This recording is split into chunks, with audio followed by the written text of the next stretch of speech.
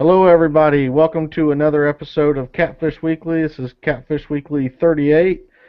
Tonight, we're going to be talking about the economic impact from catfishing. We're also going to talk a little bit about our brand new contest with Gone Fishing Adventures with Gary Turner. We do have Gary Turner on as a guest, so he'll be able to let you know a little bit about his new guide service and some things like that. Talk about that a little bit, and then he'll also be with us for as much of the show as he can be on the topic of the night. And so we just recently started this new contest. If you guys haven't seen the Catfish Weekly and Gone Fishing Adventures giveaway, where we're giving away one full day guided trip with Gary Turner on his Gone Fishing Adventures. All you have to do to be entered for that is to go to his Gone Fishing Adventures Facebook page. There'll be a photo on his page where you'll see it shows Catfish Weekly and him with a big fish on there. You'll see a bunch of people. You have to like that photo. You have to like his page, and you have to comment on that photo, and you have to say anything you want in the comment, but mention Catfish Weekly. And that's all you got to do to be eligible to win that contest. This is going to be for any day next year that he's going to be available to do a guided trip. So for the 2015 year, I'll go ahead and turn it over to him. Let him tell you a little bit about the lakes and stuff that he's going to be guiding on, and give you a little information about what's going on over there. So welcome, Gary, and if you could go ahead and let everybody know a little bit about those lakes and stuff. All right, thanks. Well, some of you are maybe familiar with Sinclair and Oconee. A good bit of people have fished on them. They do have some really large catfish. Most of the time, they are not taken by rod and reel fishermen, but there have been some up to 80-pound fish caught in Oconee, and I'd say probably up to the 50, 60-pound range on Sinclair. Also going to be doing some guiding on Lanier. So depending on when you decide to come next year, we might actually be doing that trip on Lake Lanier, which is a lot larger lake over to the west of me. So, but right now we're just on the two lower lakes down below me. They have got a little bit more consistent pattern on the catfish. Lanier is kind of wide open. Probably bigger fish there, but you know, when you go on a trip and you take people, you want to kind of, unless you want to go big and go home, which I do a lot of days, we'll go and just try and find some, 15 to 30-pound fish and put them in the boat. Okay, and this is in Georgia, so people know. What town is sort of the middle town that you try to have people meet you at and things like that? Eatonton area and Madison is probably the best. Madison's about 30 or 40 minutes south of Athens. And if you know where Athens is, or from Atlanta, you travel east on I-20. All right. Do you have you done much guiding before, or is this something that's new for you? Or it's not completely new. I've been taking people fishing for several years. Just decided to put a shingle out and let more people know. I had a few friends that were saying, we've got people we want you to take, and I was like, well, okay, maybe it's time to actually let people know I am really guiding and I can, do some guided trips. Pretty much before that, it was just people contacting me through people I knew, and I took them. So, not completely new. Are you able to take, say, if somebody wanted to take a handicap kit or anything like that? Are you able to take? Yeah, we can take wheelchair access. It's a pontoon boat. Plenty of room on there, so we can take wheelchair or handicap. Okay. And typically, are you offering a couple different packages? Are you offering a half day and a full day, and what are you thinking you're charging for those? Yeah, doing a half day. Probably the half days are going to be around $250. I haven't really done any half days yet. Mostly doing the fulls, $350. And and if we go out there and we hadn't caught too many fish in 8 hours, we might stay. If you want to stay a couple extra hours, I will. Usually, if I'm down there and I'm on the water and I got the boat out and we still have bait, we'll stay. If I've got somebody that's traveled all the way down there from where y'all are at, definitely we're going to put you on some fish if we have to spend all night. So sometimes on those lakes are both Georgia Power lakes, and sometimes when they generate, they bite really good, and when they don't generate, it's kind of like the river doesn't have any flow. They don't bite as well, so sometimes you got to wait them out. And this is like a full service, they don't have to bring poles or bait Don't or bring anything like anything that. except maybe snacks. I'll have drinks on the boat, and if you want some special snacks or whatever, bring that, sunscreen, and your camera. Everything else is on the boat. We got plenty of rods, reels, rod holders, nets, everything. And if some people want to come, I've had several people want to go with me just to catch the bait. They want to see how we go catch bait at night, and so or early in the morning. And so I've taken several people on that where we go out and work the cast nets for a night, and they get to see all the crazy stuff we pull in and have to sort out and throw back, and all the different bait fish you can catch. It's a good deal. I know. I've fished with you, Gary, and it's a pleasure. I mean, you're a very laid back person, very easy to get along with, and you got plenty of snacks for a fat guy like me. I couldn't ask for a better guy on the boat. I don't like to get hungry. All right. Well, Chuck or Lyle, you guys got any questions for him about the guiding service or anything?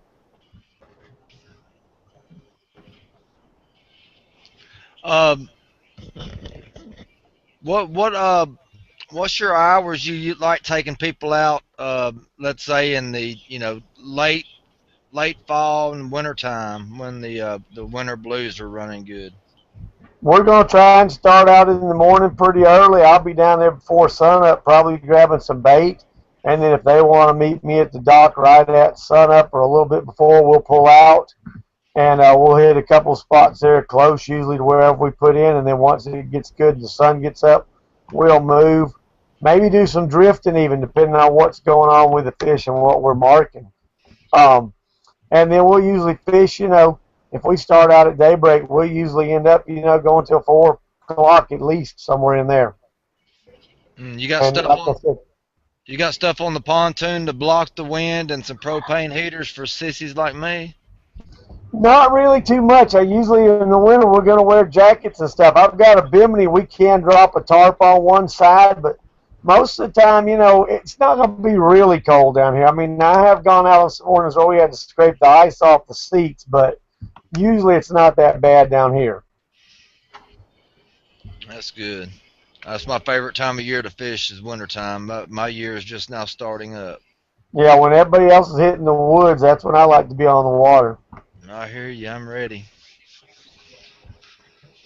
You got anything for him, Lyle? Yeah, Gary, do you have, is all of your waters, is it just compoundment lakes, or is there rivers that drain into them, or are you strictly staying on the lakes? We're staying on the lakes mostly, but the rivers do come in. They feed through these lakes. It's a chain. They feed in the top end of them and go out the bottom. Okay, So the Georgia Power repumps back through too, besides the river. So Georgia Power really controls most of your current. well, and that's that's all right if you're in them lakes and you have a little current. I'm sure you'd be welcome all that. Yeah, it gets like a river in places. If you find one of the beach bridges or something and set up right there, you'll think you're on a river when they're pumping hard. I imagine. Now, did I hear you right? And you said that you might do some bumping in the winter down there? Well, it's not as much bumping as we just set them a couple of turns off the bottom and try and just not snag any stumps and just ease down through there with a drift. No, so you're dragging.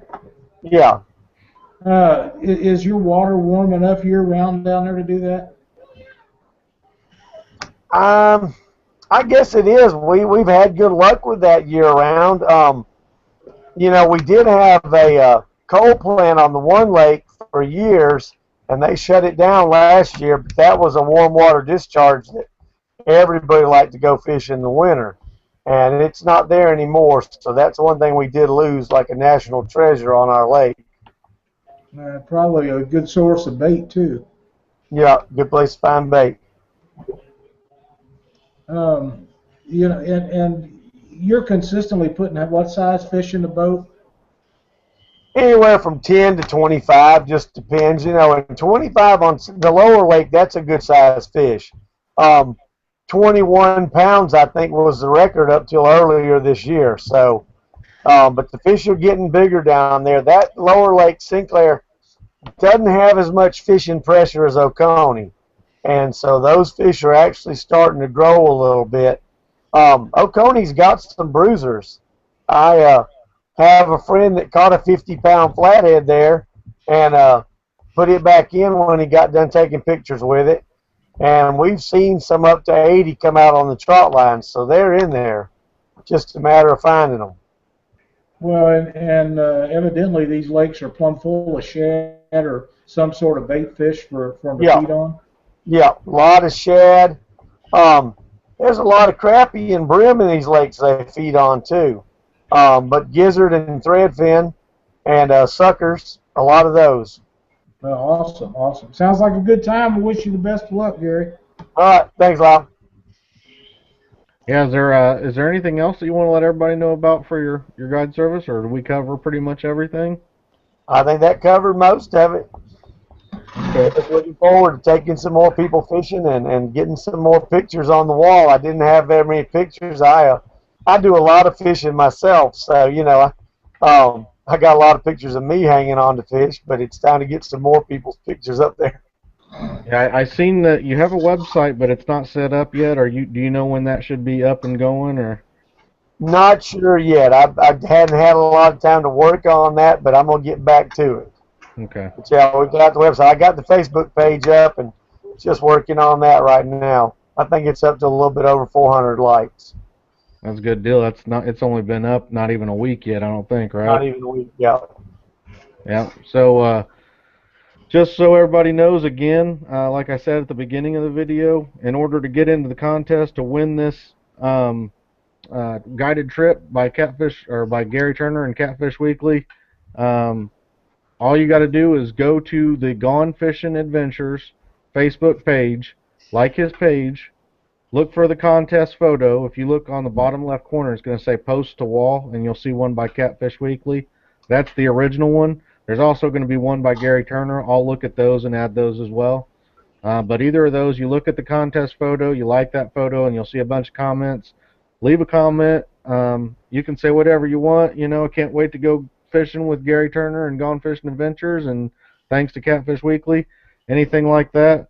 Um, and you'll be entered to win. And remember that if you are a super fan, which is the $10 package for for Catfish Weekly that you'll see on our forums, you're also going to get a double entry. So anybody who's a super fan, you're going to have two entries into the contest. This is where, like we said, when we've been talking about it for the last 4 or 5 months, since we've started it, that it's going to definitely be worth the $10. And this is one of those things where, one of the great prizes that we got set up for you, and it's definitely worth it. So, um, let's see here.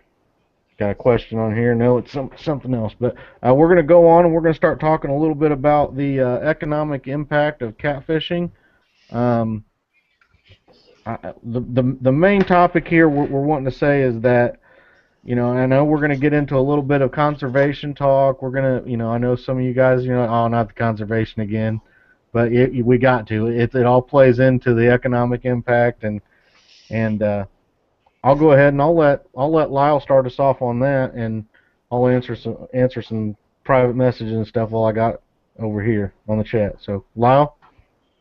Well, these tournaments and stuff that we all go to and dearly enjoy all around, they have a major impact on a lot of the smaller local economies, and a lot of people don't realize, how big an impact that it really is. And traditionally, over the years, we've set our tournaments up in some of the relatively small towns. And last year we had, or this year we had our Jack and Jill tournament set up in LaGrange, Missouri. It was a great turnout, great tournament. Had a really good time up there. And LaGrange is a really small town. The biggest employer in the area is the casino, which sponsored our tournament, and we completely filled every motel in the area.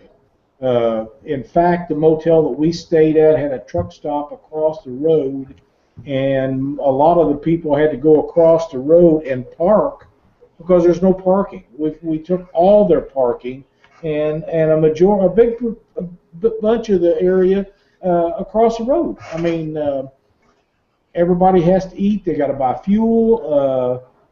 For the boat, for the truck. They get soda, snacks. They buy their dinner out. Very few people cook in a boat. I mean, there is some that do it, but not too many. Your motels really benefit from them. The casino itself put on some specialty stuff for our group, and and I know there was people in there till way up into the night gambling and eating and drinking and all the stuff. So it's a major impact on a small community. Now, when you get to the bigger tournaments, and we've had some of the bigger tournaments, Keokuk, Iowa is usually a really good tournament for us.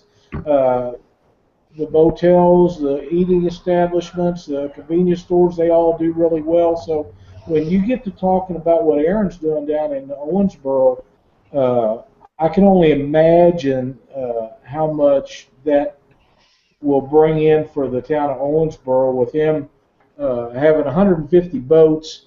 A rough estimate is going to be 150 boats for this weekend's tournament, and that's at least 150 tow vehicles and boats to buy fuel from. Then you've got at least an average of two, probably over two, because there'll be some three-person teams eating. And I know guys that went down Sunday afternoon. They've been there since Sunday night, and they'll be there all week, and they won't leave till Saturday night or Sunday morning. Personally, we're not leaving till Wednesday morning, but we'll be down there Wednesday, Thursday, Friday, Saturday, and we haven't decided if we'll come back Sunday or not. We're going to eat out. We're going to buy gas while we're down there every day. We're gonna eat in restaurants, and we're gonna get snacks and sodas and some of the stuff you take with you. But you can only haul so much, and you got to buy ice, and you're going to forget stuff, and you're going to go to Bass and Moore's, you're going to buy your license, and you're going to get your ship jack down there, or shad, or fishing worms, or whatever it is that Chuck uses down in Alabama for bait. I'm sure that Jim's got it over there. So it's a major deal. The bigger catfishing gets in the industry, the more economic presence we make on these towns, and the easier it is for us to get in there and be able to hold these great tournaments all over the United States. Yeah, and one of the problems that you're going to see, is, for example, I believe I don't remember if it was Cabela's or Bass Pro, but one of them has a tournament, or they've had a tournament for the past few years out of Vevey, Indiana. It's got a real nice boat ramp. It's not a very big town at all, but with that big tournament in town, I'm sure that there's no casino there. There's nothing that, there's not a lot of industry around there. It's a real little town in Indiana, and that tournament brought a lot of an economy boost to that little tiny town. And the problem is that tournament's not going to be there next year. And I'm not sure if they're ever going to come back. And the reason is that this is one of the pools of the Ohio River between Indiana and Kentucky that has been hit so hard from commercial fishing that the weights just aren't there. The anglers that are coming to this tournament, and they're driving from multiple states away, they don't enjoy it. I mean, it's just, you don't want to drive that far to basically have a channel catfish tournament. And in the type of river that it was, where it used to take, we got Justin Browning in chat talking about the same thing, where the tournaments used to take 100+ pounds to win. Now you can win these tournaments or get in the money in these tournaments with 30 or 40 pounds.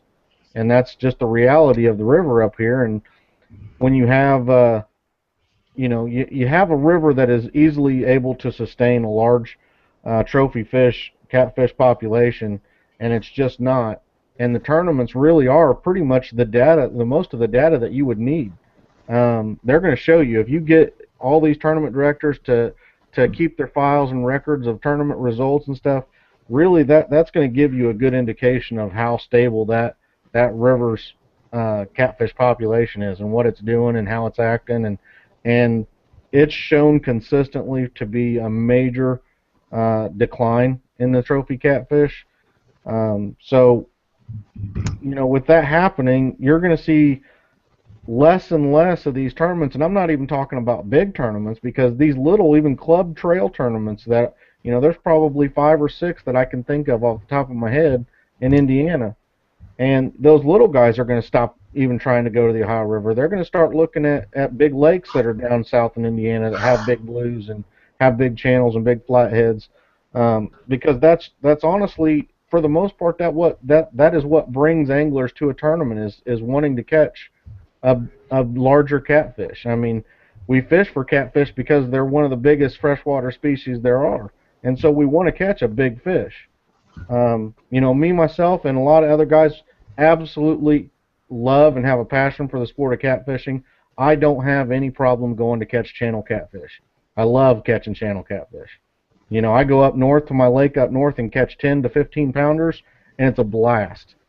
And but that's the problem, is that down south, the Ohio River and stuff, channel catfish, they don't normally grow to that size, because of the larger flatheads, larger blues, things like that. But believe it or not, like I said in one of the past episodes, these channel catfish down there are actually getting larger because of the other fish, the other big size trophy fish being declined in numbers. So the channel cats are actually growing down there larger than they have in recent years. So.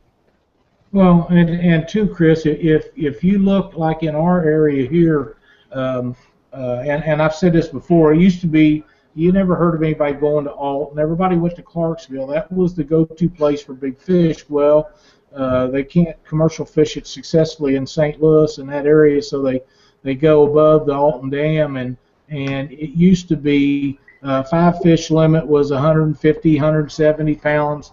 Of fish, and now it's 25, 30 pounds on 3 fish, and the impact that these commercial guys have done on channel cats, people don't realize how devastating it is, because them nets does not know any difference whether it's a flat-headed blue or a channel cat. The reason why they notice the blues so much is because they're bigger and they take more of them out of there. But they have taken the Mississippi River from roughly the Iowa line to just north of St. Louis, to where if you get a 10-pound channel cat, it is a true trophy, because most of them will be in the 2, 3, 4, 5-pound range. You come more likely to catch a giant flathead or a big blue, as poor as the fishing is in some areas, than you are to catch a 10 or 12-pound channel cat, because them guys with them nets, they don't care for channel cat or flathead. It doesn't make any difference. They'll take whatever gets in them. And you know what else those nets don't differentiate between? They don't differentiate between bass, spoonbill, lots of them other fish that people don't really, they don't understand really how big of a bycatch there is in them nets. And that's very true. And right now, the state of Illinois is in such a financial upside down case that they went from having 170 some agents to check people statewide, including commercial guys, to where they're in on the honor system now, and them guys can write down whatever they want and send it in, and they're accepting that because they don't have enough manpower. They only got like 60 some agents in the whole state, so they don't have enough manpower to go out and check them to see if they're lying about what they take. So if they catch 1,000 pounds today and they only write down if they caught 100 pounds, there's nobody to make them stand up for the difference. And as long as it's like that, and they keep wasting their money on things that they do instead of the benefit of the river system, it's going to continue to decline. Yeah, and I'll go. If Chuck, you got anything to say? Because I don't want to keep talking and not let you have a chance to chime in, or Gary, either one of you guys. But Well, what y'all were talking about the bycatch is true. And that's where the other sportsmen that, they might not care for catfishing, but the bass guys, if they looked into how many bycatch of their prize fish were getting in the nets also, that would be a place maybe there's a little bit more support because there is a lot more support for those little green fish. oh Well, yeah, one thing about the bass being in the nets, most of the time they'll throw them out because nobody wants to eat them. Yep. They're not considered a prize eating fish. Although I've ate them and they're not terribly bad. I mean, they're not catfish or crappie quality, but they are edible. But most of the time they'll throw them out, just like they'll throw a carp out because they can't readily sell them like they can the others. And that's the only reason. But you're right. If they go in there and they catch a bunch of them green carp and start throwing them in their buckets and taking them to the fish market, that bass people will come unglued, and rightfully so. But we don't have the support behind the catfishing part that they do for their bass. Yep. and I would say even a lot of them, though, I mean, a lot of commercial guys don't check that net every single day. So how many of that bycatch is dying? It's dying in the net or being picked at by something else outside the net or whatever. Yep, they just if they dive, they just throw them out in their turtle bait from that point on. That's what we see with the trot lines. Sometimes they put them out and bait them, don't come back for 3 days. When they pull them up, they've got dead fish. Well, they just unhook them and put them back in the water. Yeah. Wasteful. Yeah, the big tournaments, for example, Indiana and Kentucky, between the two, we have the Rising Sun tournament. We have Monsters on the Ohio. Even in the Lake of Indiana, up north, or not up north, actually down south, but the ICA had the tournament. But between each of those tournaments, all have about 130 plus boats, and they're some of the biggest catfish tournaments in the country. And it's starting to show you a couple of things, though. I mean, it's starting to show you one that the tournament catfishing aspect there is starting to grow. You're starting to see more people do it. Starting to see more people that are really trying to be competitive, and seeing sponsors, and the sport itself is growing right now. The town, each of these towns, they're 100% behind the tournament. Now, the fishing in both of these or all of these stretches of water is not phenomenal at all. I mean, it's a very, if you start looking at a bunch of other waterways, there's a lot better water out there with bigger fish, and it'll be there. It'll be where Indiana and Kentucky's at right now with these large tournaments. They're not far out right now. With the way catfishing is growing, like I'm saying, people are going to go where the fish are. And if we're not going to protect these fish in this water, you're going to see Monsters on the Ohio being in, Missouri or Kansas or somewhere like that. It's not going to be on the Kentucky-Indiana waterway. You're not going to see Rising Sun. Or if you do, they're not going to be of the same quality or stature that they've ever been before. It'll be something that it'll be talked about in its heyday. It used to be this, it used to be that, and you got, I guess it's like, I think it was West Virginia or somewhere where they're talking about. I just seen recently they're starting to target the blue catfish, calling them invasive species. They're That's a really bad thing. I mean, for me, that's the type of people we need to get behind and try to help out almost as soon as possible, because with the sport growing the way it is right now, and some of the DNR that are being pressured by other species anglers and things like that, because most of the time all this is them saying that the blue catfish is an invasive species, is that the bass guys or whatever feel like the blue catfish are eating the bass, and they're putting pressure on the DNR to get something in effect to stop that, which it really isn't going to do that. It's not going to change anything. And they are eating. They are eating. They've always been eating. That's the circle of life. Yeah, they've always been doing it. I mean, they're there. These states have great fisheries with the James River, things like that. The Ohio, up in the Virginia area, Pennsylvania area.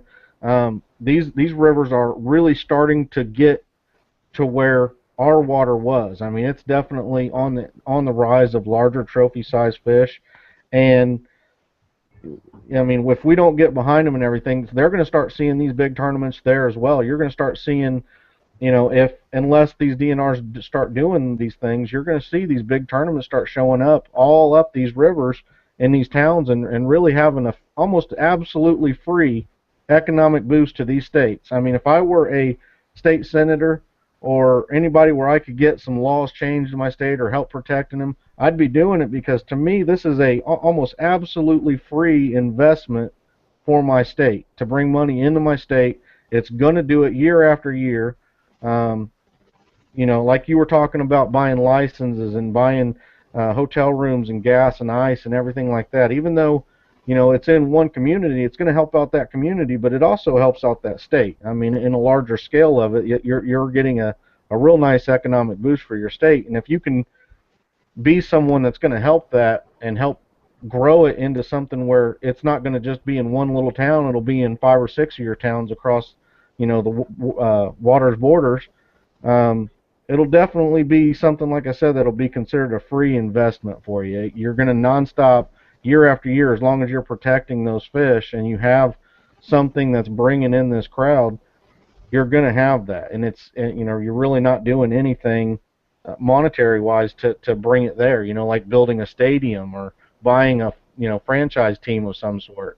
You're basically just protecting what's already there, and helping these towns, by saying, hey, why don't you guys think about putting on a catfish tournament, an annual catfish tournament. It'll bring in, 50 grand every year for your town. And that's my thought on that. I mean, that's just. Well, and Brad Kilpatrick, Kansas City Catfish had a big tournament earlier this year. It was around 150 boats. I don't remember the exact number. I did know what it was, but I forgot now. But we're talking about a small area up around St. Joe and on the Missouri River, and I can only imagine the economic amount of money that was brought into that community.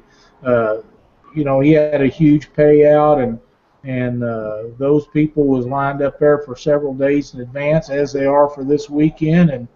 And I know what we spend, and I know that and we're pretty conservative, but if everybody spent half what we did, it's a bunch of money that goes into these places. We went up and fished uh, Catch Incredible last year, and $2,500 for that trip for 4 days. I mean, it's a pretty good chunk of change to fish these tournaments. Yeah, you start looking at, like Scott Wiseman said, they spent $800 in Owensboro last year at Monsters. You start looking at $800 to $1,200 or more per team, and that's on the low end, I'll say. And you're Yeah, looking at 150 teams, that's quite a bit of money. it's a lot. It costs a lot of money. It really does. Chuck, you got anything to add in here? We've been going on forever. You muted yourself again, bud. Down here in the South, it's mostly all bass fishing. It's hard for us to pull together, a 15 or 20 boat catfish tournament. It's everybody just wants to go bass fish. There's two or three at every boat ramp. You can probably have, some Saturday mornings you can't even find somewhere to put your boat in and park your trailer. Um, we have all the cities around here that are riverfront. They've really seen how the bass fishing has brought a lot of money to their economy, especially Decatur. They've really built a real nice harbor, um, and it could probably hold any size event that can be thrown at it. I think it's got capability of to hold up to 200 trucks and trailers. And there's other parking around the area. So a lot of people, they're heading to bass fishing because it's easy to find tournaments, and that's easier for them to participate in. It's just if we can get catfishing down here to grow, we've already got our catfish protected. We have, some of the best catfishing water in the United States. So down up north, almost everybody catfishes. It's everywhere. Down here, we can't. We have people who catfish, but they don't, catfish competitively. So we're just trying to get that together now. When we have, the big guys coming to the state, the Bass Pro Shops, the Cabela's, and them guys, most of the people that show up are from out of state. They may be, 6 or 8 boats, from that show up from inside Alabama that I've seen. Um, so, the problem we have down here is not, the fish not being protected or anything like that. Everybody's just got different interests, and we're trying to, you know, get the catfishing out and get it noticed, and maybe we'll have more people try the competitive part. They You see, boat ramps all over the place where people are going out catfishing, and they have the gear and stuff, and a lot of them didn't even know that there was catfish tournaments. So we just got to get the word out, and um, I think it'll become big down here when we can start getting everybody together on one page.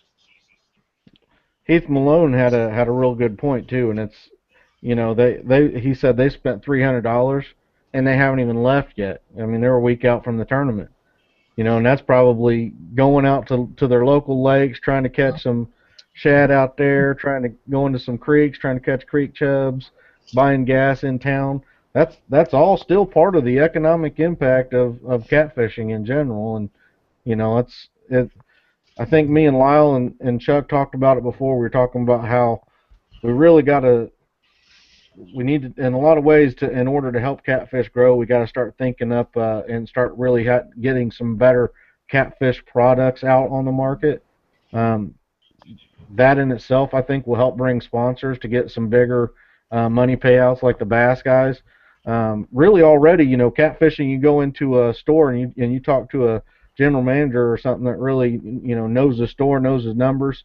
Um, Catfishing products probably do a good deal of sales. Uh, as far as like lures and bass and in comparison and everything.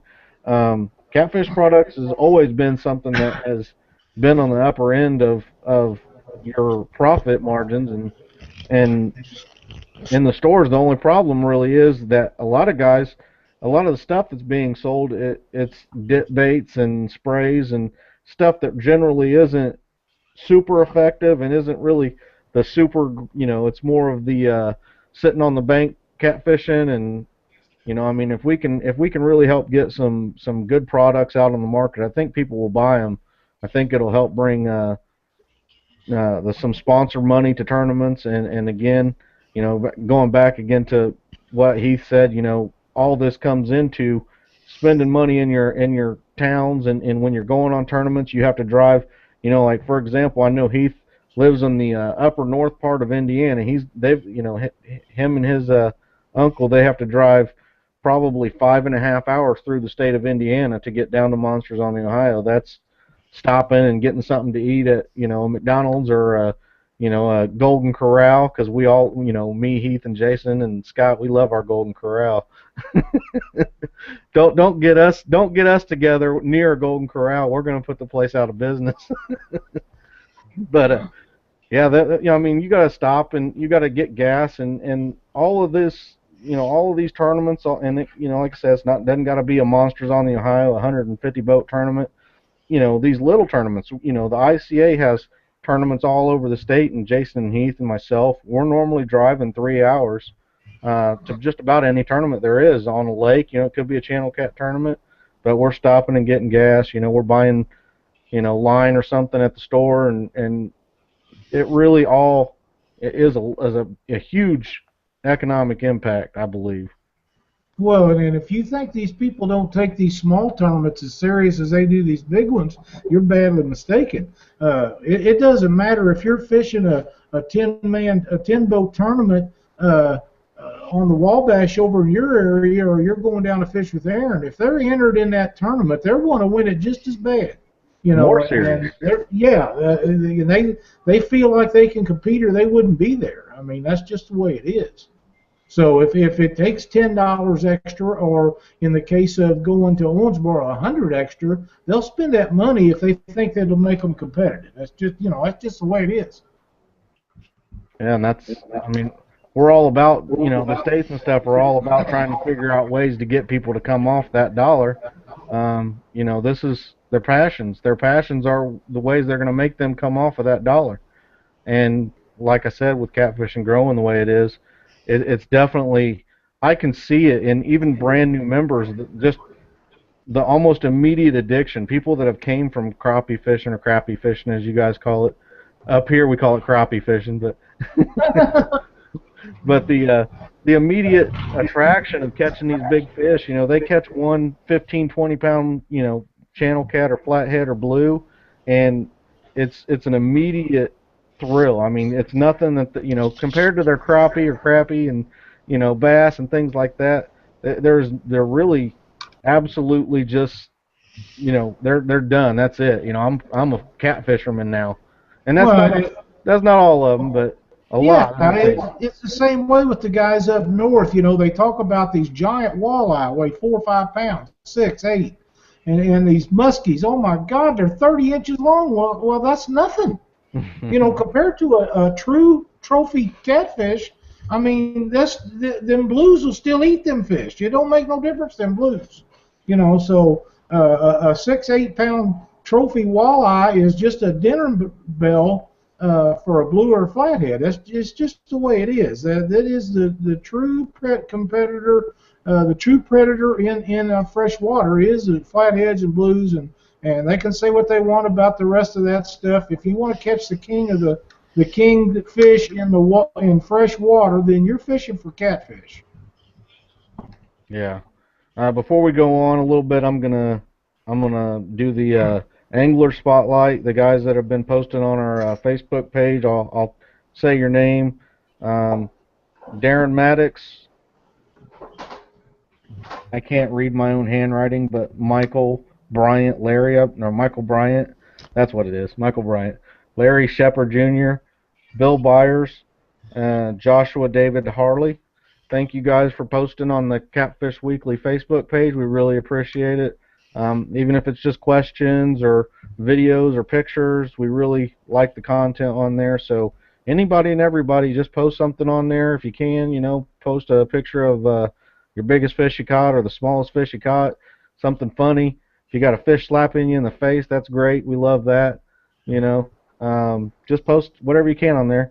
Also, we want to let everybody know again, For Monsters on the Ohio, we will be filming Thursday from 3 to 5 p.m. at Bass and More. So if you want to come out, say hello, get on the show, possibly get a little interview or whatever, come out to Bass and More. Friday, after the captain's meeting, we'll be at the Ramada inside the middle area where the breakfast area is at. We'll be doing some filming and stuff in there most likely. So that'll be, like I said, after the captain's meeting.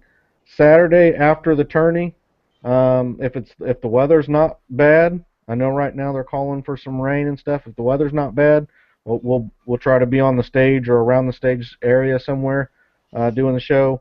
But if the weather is bad, we probably will not film. We'll just try to get somebody on the show, maybe the winners or something on the show later on or something.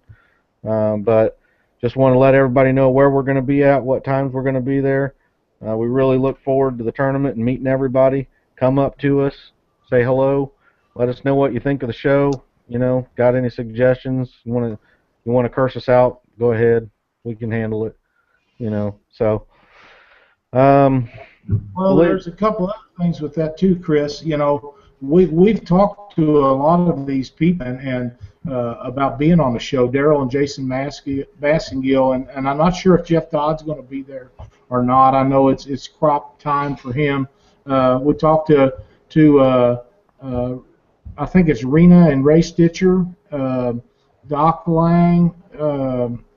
my gosh, just unbelievable amounts of people. Russ DeVore, well, Russ is a contender every place he goes. I mean, the man knows how to put fish in a boat. He's been very successful. He's a great guide. He's a good tournament fisher. Jason and Vicky Mathena, uh, um, Justin Wolf. I've asked and talked to all these people, and we're going to have a bunch of people if they can coordinate their schedules with what we've got going, that'll be on there. And if it's not pouring down rain where we can set something up, it'd really be cool if we could get some of the people that place or win this tournament down there to get on there. But the way they're talking about this rain, it may be tough for us, but if it's possible, we're going to try to get her done. Yeah. I know some of the guys in chat here recently were talking about the Cumberland City, because I know a lot of guys that go to Cumberland City, just as a general area from the catfishing community. Cumberland City probably makes a good fortune off of the catfishing community for skipjack. Oh, that little gas station there right on the corner by the Cumberland City Power Plant. I don't know how that place isn't made out of gold right now. I mean, they probably make so much money. We usually call them up when we have our Skippy trips down there. We usually call the motel up and tell them we're coming, and then call that restaurant up so they're prepared for the amount of numbers. Now, we usually have this January 1st weekend of every year. We didn't hold one last year, but the motel is just thrilled that we go down there. And that poor restaurant, even though we call them and tell them, they never prepare. They have no idea when you tell them you got 60 or 70 people going to go down there on a skipjack trip. I'm not even sure they know they got skipjack, but they sure don't stock up on the stuff because I really think these guys cook them one meal at a time. If you got, we've been down there and had 30 or 40 of us at a time eating at this restaurant, and we're all done and outside headed back before some of them ever even sees their meal. They're just not ready for us, and that's got to be a major impact on a town that size. I mean, you're talking about a New Year's weekend. Yep. It's just unbelievable, and I know they got to feel that. Oh yeah, there ain't no doubt in my mind. I mean, that's not a huge town, and there's not a lot going on there. So there's nothing going on there but skipjack. Yep. Again, we're talking about, I guess, if you really wanted to, some of these places, I guess if anybody's listening and you live somewhere, your town and you're a mayor or whatever of a town on the Missouri River or Mississippi River, and you're thinking about doing it, basically all you need is a decent boat ramp and place to park your boat and trailers and somebody running it, and it really isn't all that hard to get started and get going, because if you put it together right, people are going to come to it. It's growing that fast right now, and you're going to have something, especially if you have waters with the fish in them, you're going to have something that's only going to grow. If you're running it right, it's only going to grow every year. It's going to do. Go ahead. One of the things you hit on there is parking for boats and trailers. That is one of the biggest problems in having catfish tournaments, is the fact that so many of these places, when they built them, they didn't set them up for 50 boats or 100 boats or 150 boats. When they built these things and built their parking areas, they were figuring on a big day they'd have 20 or 30 boats and trailers, and then they'd have a parking place or two if somebody just wanted to walk around. But so many of these places are not set up and equipped to have 50 or 100 boats at a tournament, and when you're setting them up, you can just about, when you're starting out in a tournament, you can just about have one anywhere. But as you grow, and believe me, you will, like Chris said, if you do it correctly at all, you'll have 10, 12 boats the first 2 or 3 tournaments, and the next thing you know, you're having 20 or 30 or 40 or 50, and then you got to start looking at where you're having them to make sure you have parking area, make sure you have areas for people to park that just want to come watch the weigh-ins, and for TV crews to come in, because we've had TV crews at a lot of our tournaments and radio stations. Some of the newspaper guys, they come in, they all take up parking spaces. So as you grow, you need to keep in the back of your mind what you got to do to make that better and better and better for everyone involved. Yeah, one of the, if like I said, if you're a mayor or somebody who you never even thought of it, you might have got this link somewhere. You're watching this video later on. One of the things that you can do if you're really interested and that you're thinking, man, this really could be a good idea for my town to make a little bit of money and get some people in through it. And one of the things you could do is coming up, you got Monsters on the Ohio this weekend, next year. Rising Sun, you can get a hold of people like myself or Lyle or Chuck or whatever, anybody who's going to let you know what some of the big tournaments are, and just take a trip out to these tournaments, check out how they're ran, what kind of facilities are there, how they're doing it. It's going to give you almost everything you need to know, and I bet even if you talk to any of the guys running them, they're not going to keep any information from you. They're going to tell you just about everything you would need and probably give you their phone number. I mean, that's most catfish guys that I have met really are some of the best guys. They'll give you their phone number, be like, call me with any questions you have, setting it up, I'll help you out. They might even come out there and help you get it going. It really is a good group of guys, and it really isn't that hard to get set up and started. Like I said, if you don't have the boat ramp and the parking space, that's something you might have to look at investing in for the long haul, but starting it off, it probably don't have to be all that big, but you definitely would definitely bring some people in and really get something to grow. If you have the water, you have the fish there, you have the parking, and you have it ran right. It's just a few things that you need.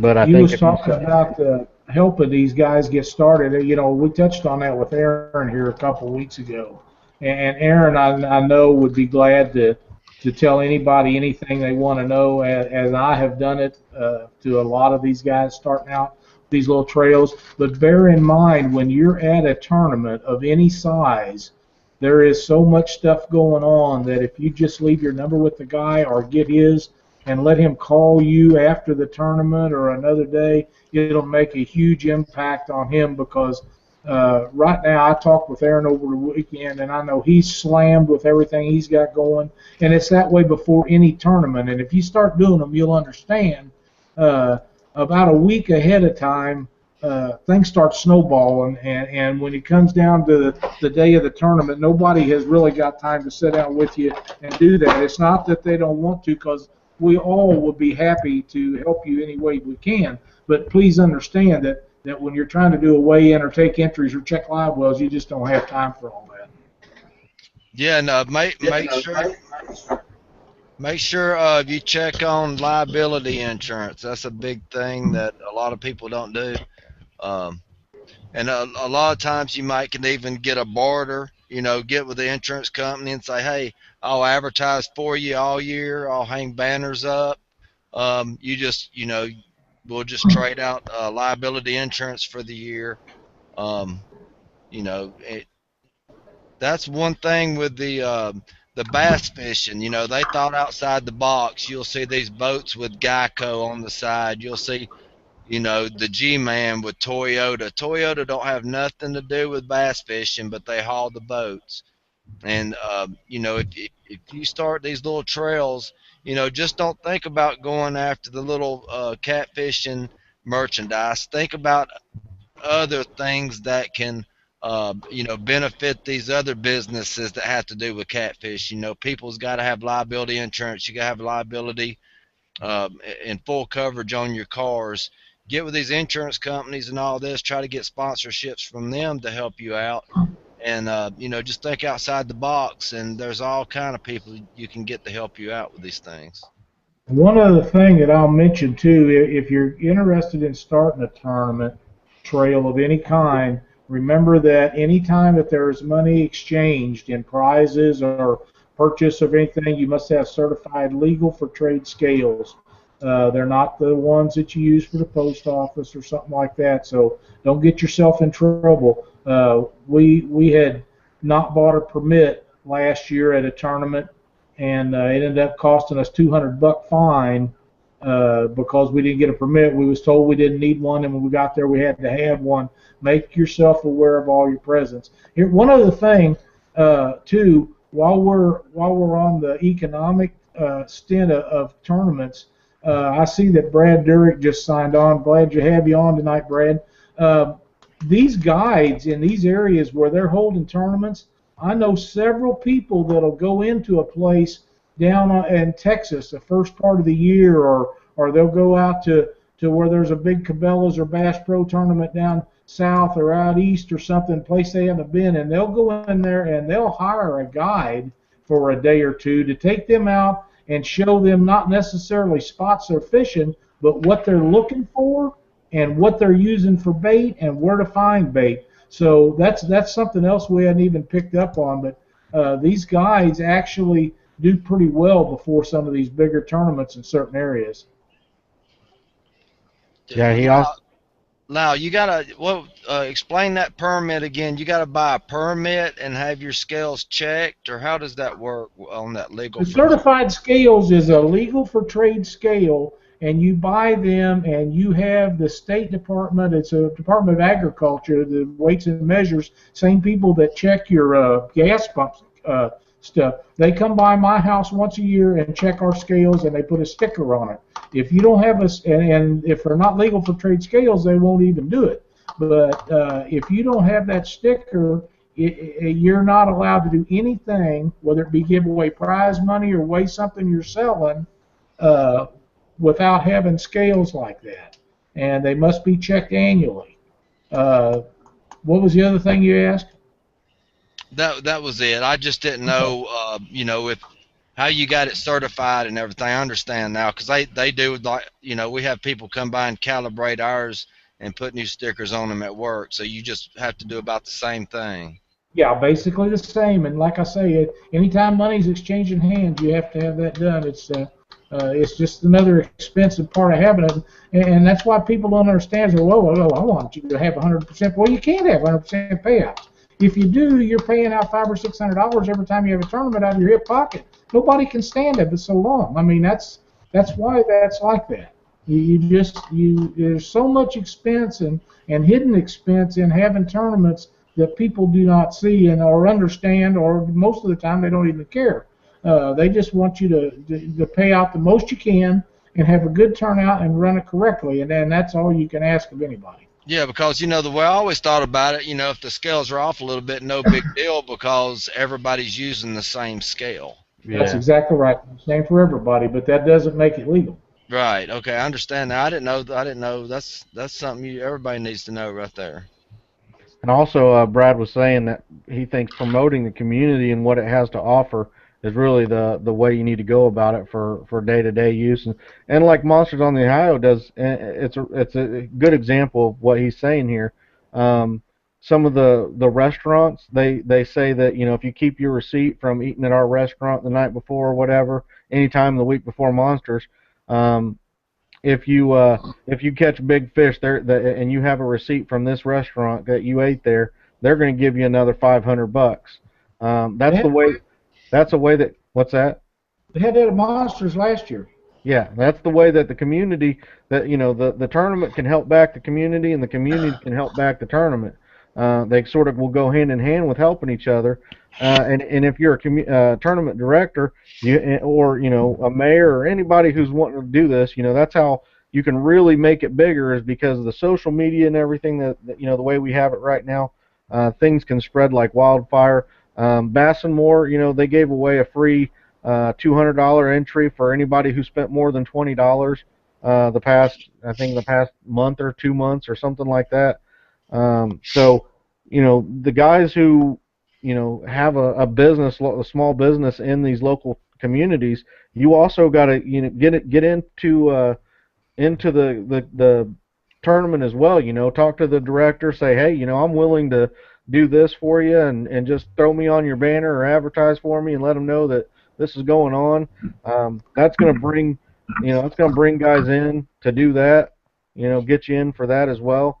He was also saying that that his guide service has an economic impact of about $500,000 per year for his local area. That's not what he makes. That's what he says that his business as a guide service in his area is bringing into that local economy, and that's in gas and food and hotels and entertainment and all that stuff. But yeah, it does definitely help to have the local things, the attractions, the things that are going to help keep people entertained or keep people fed, or anything that could be uh, used while they're down there or done while they're down there. Have it all available to them. Let them know, have that information readily and easily seen, and work something out with them if you have to where, people are getting something out of it.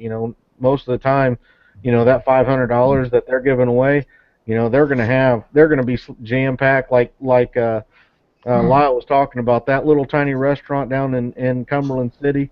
They make a good amount of profit off of the number of guys that come in off a couple of days, and that's something that you know it's almost like a Christmas bonus. I mean, it's not something they have to get every year or anything, but if that's there, that's extra money coming in for that small business, and that's going to help them out and keep them running and keep them in, keep them a couple people employed or something like that. So that's definitely all good information there, Brad. Appreciate you helping us out and letting us know what you're saying there. You did start off by saying that your local tournaments weren't necessarily bringing in the impact that you wanted to.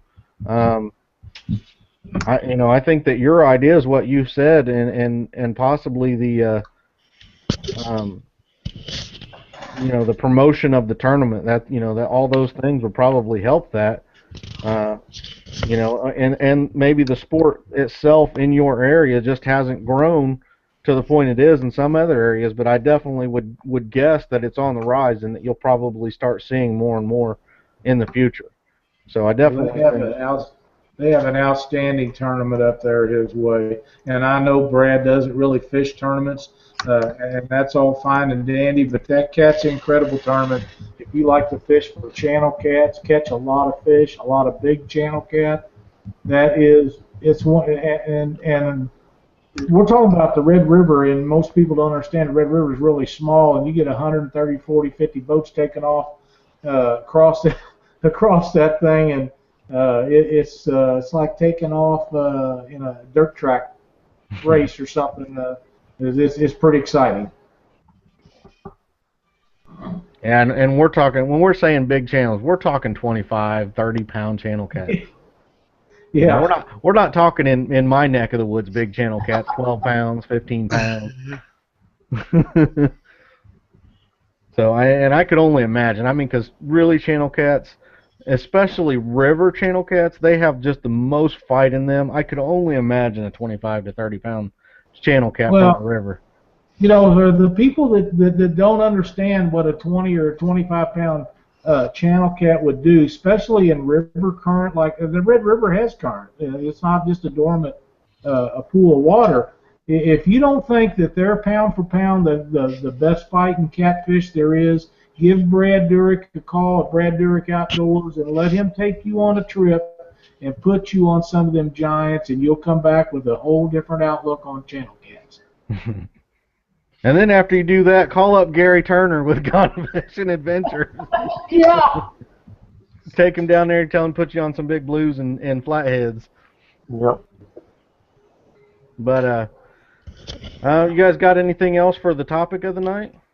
I didn't know that Gary was a flatheader. I thought all he done was fish for blues. Oh no, I like picking up the flatheads.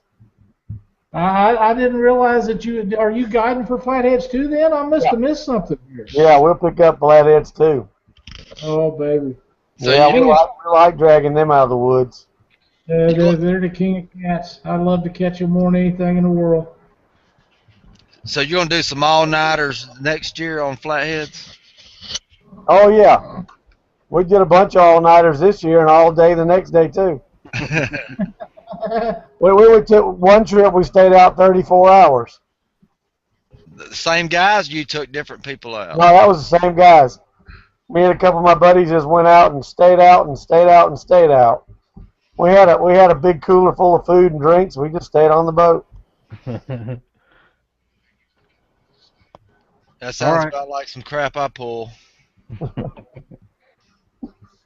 Well, if we don't got anything else on the topic, we can go ahead and do our closing statements. I'll go ahead and let Gary start us off. If you just want to thank, if you got any sponsors or anything else you want to say, you can start us off there, Gary. Well, I appreciate Dave at Bottom Dwellers and Lyle at Black Horse Custom Rods and Columbia and Hydroglow lights. I don't know how many of y'all are using the Hydroglows up there, but down here we love using those things for the bait attractors. And then we catch the fish off of them. It brings in the bait sometimes when you need it. You put those lights down and glow them up. And appreciate everybody on the show tonight. Thanks for letting me be on. Not a problem. Thanks for coming on. All right. Thank you. All right, Chuck. I don't have anything right now. You go ahead, Chris. Or Lyle. Uh, just wanted to make sure everybody remembers that October 25th to 26th, Twitzy Cat Outdoors, you have our last tournament of the year, Keokuk, Iowa, 2-day event. $200 entry fee. Come up and join us. Be a great time. Fish should be biting really good. Looking forward to seeing everybody this week down at Owensboro, Kentucky. Aaron's been working really hard to make this a great tournament. I know it will be. It always is. If we got some bad weather, we'll all just deal with it. It's not, it's not nothing that none of us have ever seen or not seen before. So we'll go in and we'll have a good time regardless and stop by. We're at Bass and More and see us down there at the Ramada. I want to thank the guys at Bass and More again for letting us have a spot in there to do the show Thursday. I talked to Jim yesterday on the phone, and outstanding guy. He is really putting some stuff together for Aaron in this tournament, and a great sponsor. He'll have all your bait and stuff that you don't have, and hooks and whatever else you need locally there. So stop in and tell him hey. And I did ask him also about license, because all of us out-of-staters will have to get licensed, and he has everything ready to go to take care of everything we need. All right. All right. Again, I'll thank Gary for coming on and for doing the giveaway that he's generously gave us to do for the next 2 months. By the way, I didn't let everybody know that'll be going on for 2 months. For all of October and all of November, you're going to have quite a bit of time to get over there and like that Facebook page of his and that picture and comment on it. For such a big prize, we definitely wanted to give people more of an opportunity to get on there and be entered for it. So again, thank you, Gary, for that. That's mighty gracious of you. I really appreciate it. We really appreciate it. And I know I'm looking forward to taking somebody fishing. I know that whoever goes with you is going to have a good time. So I can almost guarantee that. Again, we do have advertising available on the website, catfishweekly.com. You'll see 3 or 4. I think there's 4 for sure, but one's not up yet. I'm still waiting on that graphic, but we have more advertising spots available. You can see the price, the prices that would be there on the website. Also, like Lyle said, we hope to see you on Monsters on the Ohio. Come up, say something to us, say hello. Got any comments or questions or anything like that? Feel free to ask us. I believe the next tournament for ICA is going to be a week or 2 after. I can tell you, I didn't have that ready. I apologize. The 25th, yeah, the 25th is the final points tournament for the ICA. That'll be in Tell City. And then the 26th is the Classic. You do have to fish the Classic. You had to fish 6 of the 8 points tournaments, but anybody can fish the final points tournament. You do have to be a member though. $25 membership fee, $60 entry fee. They're both going to be out of the same ramp in Tell City. Scott told me his graphic is done, so it should be up sometime soon. So again, everybody, thanks for watching. Keep watching the show. Post on the Facebook page. We really appreciate it. And until next time, and especially at Monsters on the Ohio, stay out of my spot.